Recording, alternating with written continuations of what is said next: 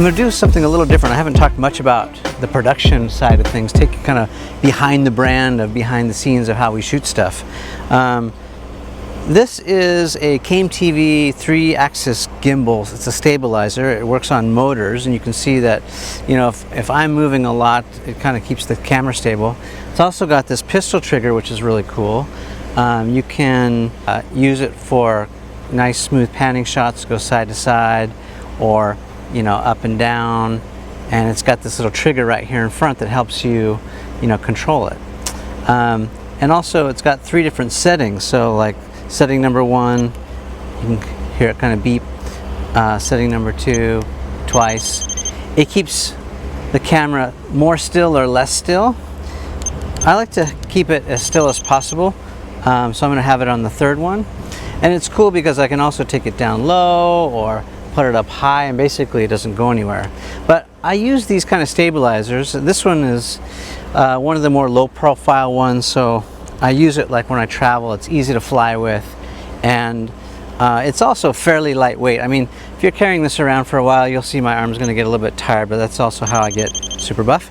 But it's different than those other stabilizers that you've seen. I like it better because it's more lightweight, it's lower profile, but it's also really fast to balance. That's another thing I like. You'll notice that I'm shooting, when we talk about my camera for a second, I'm shooting on the GH4. This is a Panasonic camera. We're shooting 4K, and the settings I usually have for something like this run and gun, like I have the aperture set to 8.0. I have a variable ND filter on here by Tiffen.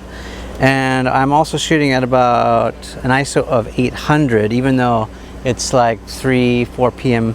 right now and the sun is really hot. This variable filter helps me a lot control the lighting and all that. I also, this is like my new kind of go-to tool of trade. My secret weapon is the boosted board. I love the boosted because, you know, I used to have to use a dolly or a track system, or someone would have to put me in a wheelbarrow or whatever. But like, this is an electric skateboard, and it's perfect for tracking. So I'm going to kind of show you an example of how I shoot and talk you through. So let's go. I'm going to have these guys drive a little bit. We're out here shooting with Bentley this week. Go ahead, and I'll follow the car, and I'll come up alongside of you. So I'm going to let them go. I'm hopping on my skateboard. And you know, when we have someone driving in the car like this, we're usually like either on walkie-talkie, or they can hear me give instructions or directing them.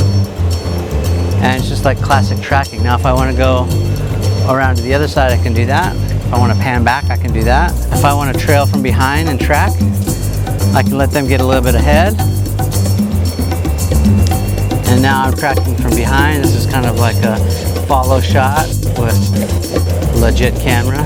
And shoot alongside here. I can kind of chase them from behind a little bit, catch up.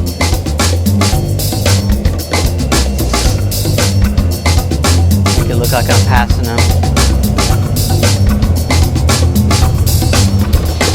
Shoot from the front.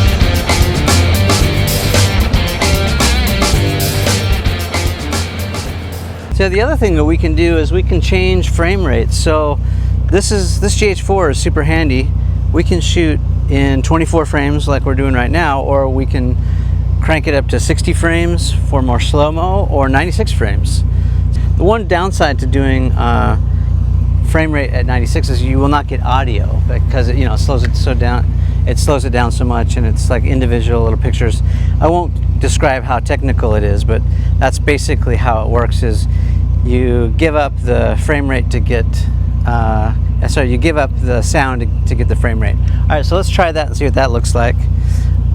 All right, giddy up. I'll shoot from the back first so you can get an idea what that looks like. And then I'll come around the side and I'll shoot it from the front. All right, so again, this is 96 frames. So obviously I'm going a little bit faster now. You just got to be careful that you watch out for cars like this one right here.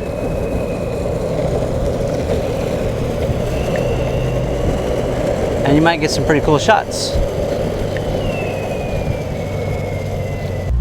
And that's the way we do it.